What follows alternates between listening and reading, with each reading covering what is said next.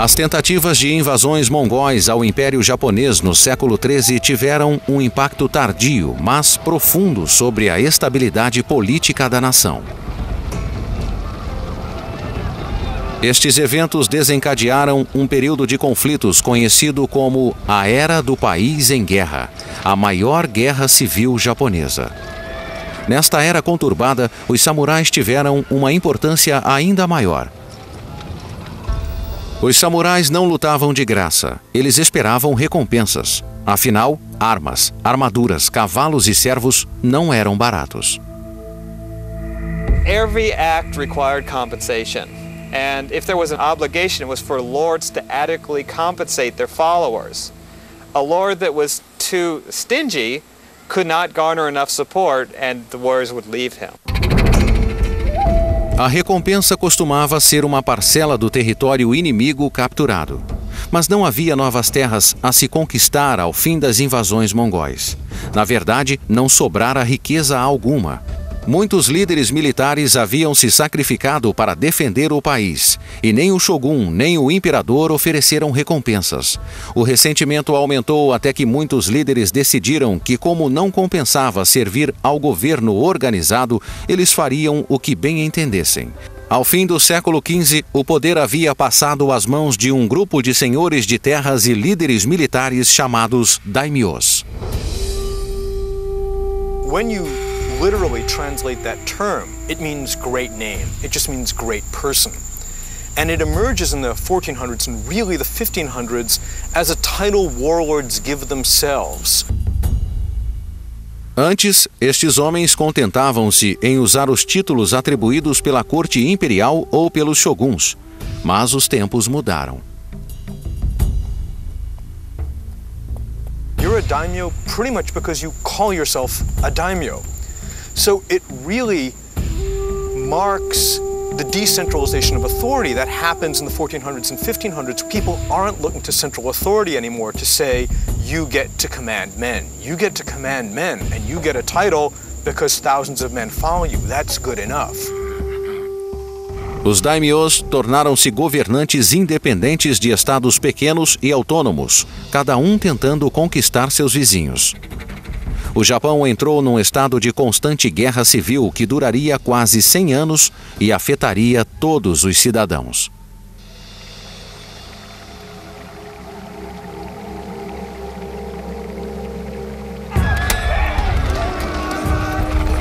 No topo da hierarquia social, irmãos lutavam entre si, filhos tentavam depor pais, sobrinhos assassinavam tios.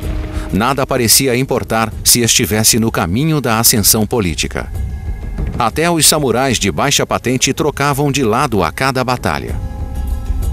If you change sides opportunistically, then you're a traitor. But if you're faced with the threat of death and you don't flinch and you show that I'm willing to die to defend my lord, I'm willing to die fighting even after my lord is dead, you have this opportunity to say, okay, change sides. It's okay. I knew you were willing to die, but I'm not going to ask that of you. Todos se militarizaram, de camponeses a mercadores, e podiam ser convocados a lutar pelo mestre a qualquer momento. Até as mulheres se envolveram nos conflitos. Em algumas ocasiões, elas vestiram armaduras, montaram cavalos e entraram na batalha. And if you think about it, warfare dominated by mounted archers is not disadvantageous to women at all, because they're light, they're agile, as long as they have the strength to shoot the bow and arrow, they can perform just as well as men. Com o aumento do número de combatentes, começou a ocorrer uma revolução tática.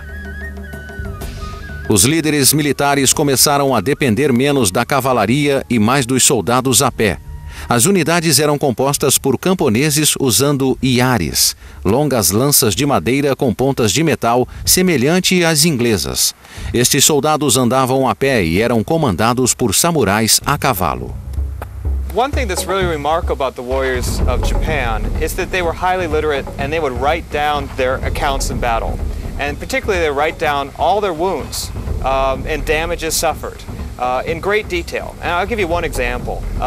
One warrior actually wrote that one of his samurai had been shot in the face, an arrow had gone through his jaw and lodged in the chest. An administrator looked at this and then wrote shallow. I assume it meant the chest, but anyway, yeah, they were very strict, as you could tell. Os combates do período eram brutais, mas havia recompensas pela coragem em serviço. No entanto, para provar sua coragem, o guerreiro precisava realizar uma atividade macabra: caçar cabeças inimigas. When warriors fought in battle, they needed physical evidence of their valor. If they would kill someone, they would try to cut off the head. As soon as they had a head, they would just leave the battlefield, because they could then present this as proof of their service and demand compensation for their actions. Logo, os guerreiros mais espertos começaram a chegar apenas no final da batalha, decapitando um inimigo que já estava morto e trocando a cabeça pela recompensa. Esta fraude levou a outra prática estranha: a análise de cabeças. As time passed, there's the idea that you could only get credit for the head if it was someone that you had actually killed. And so they started looking very closely to see if this head had been cut off when the person was still alive or from a corpse. Com as mudanças no combate para acomodar mais soldados, a vitória passou a depender mais de habilidade logística do que superioridade tática. It's being able to govern an area, extract revenue, extract men, incorporate them into large armies, supply them with pikes. A guerra em grande escala também levou à construção de castelos. De 1550 a 1600, dezenas foram construídos. O projeto típico era similar aos dos castelos europeus, com uma torre central no meio do complexo, cercada por muros enormes e um fosso. Alguns castelos, como a espetacular estrutura que ainda se encontra em Himeji, a leste de Osaka, possuíam características arquitetônicas que ofereciam surpresas desagradáveis aos invasores. You enter a castle thinking you're taking the most direct route to the castle keep, where you'll get the enemy daimyo, and you wind up running into a blind alley, and then you find that these steep walls on either sides of you have hatchways or doors that open and people can shoot at you, they can drop boiling oil at you. And this, even strolling through with a tour guide, it's scary. Mas mesmo nesta era de grandes exércitos e enormes fortalezas, o espírito samurai do guerreiro solitário, enfrentando o inimigo cara a cara, não fora extinto. Segundo a lenda, dois daimyos rivais, Uesugi Kenshin e Takeda Shingen, chegaram a se envolver em combate individual. Takeda e Uesugi tinham quase a mesma idade e eram dois dos melhores comandantes e administradores do período. Além disso, seus domínios faziam fronteira, o que os transformava em rivais. They fought a series of battles, four in fact, at exactly the same site, year after year after year, a small island called Kawanakajima that sits right between their two domains.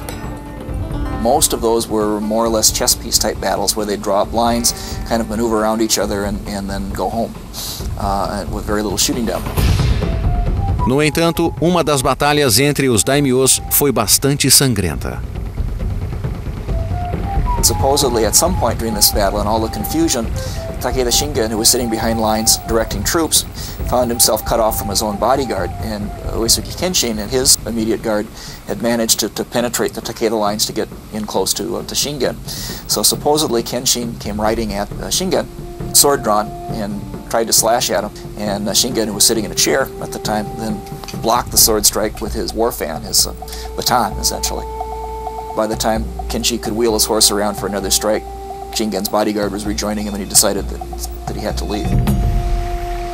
Embora a história ilustre um ódio profundo entre os dois daimyos, outra lenda sugere que anos de rivalidade podem ter se transformado em admiração mútua. Nenhum exército medieval podia funcionar sem um dos recursos básicos mais naturais, o sal. Ele era necessário por diversos motivos, especialmente a preservação da comida. A província de Kai, governada por Takeda Shingen, não tinha saída para o mar. Era totalmente cercada pela terra. Então Takeda era forçado a importar sal de outras províncias. Este foi seu calcanhar de Aquiles durante um incidente no qual a província de Takeda foi cercada por duas forças inimigas ao mesmo tempo. they managed to essentially put a blockade around Kai and embargo salt, which of course was rapidly creating intense suffering in Kai, with the idea of essentially starving the Takeda war machine to its knees.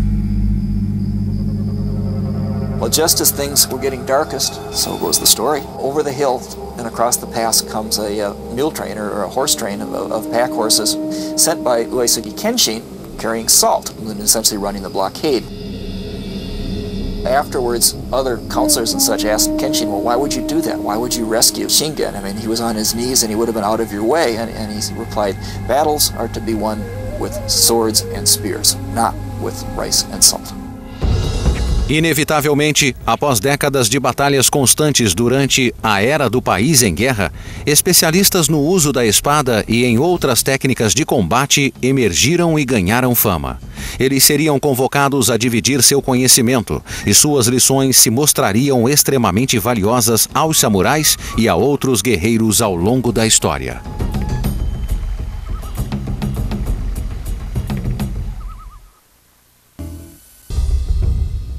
Em um antigo e elegante salão de treinamento no campus da Universidade de Tóquio, um grupo de dedicados alunos passa as noites praticando o Kendo, o caminho da espada. O Kendo é uma forma moderna de esgrima competitiva, mas esta atividade começou como uma importante arte marcial criada nas escolas samurais de manejo da espada. Kobayashi Hideo dirige o programa de Kendo da escola.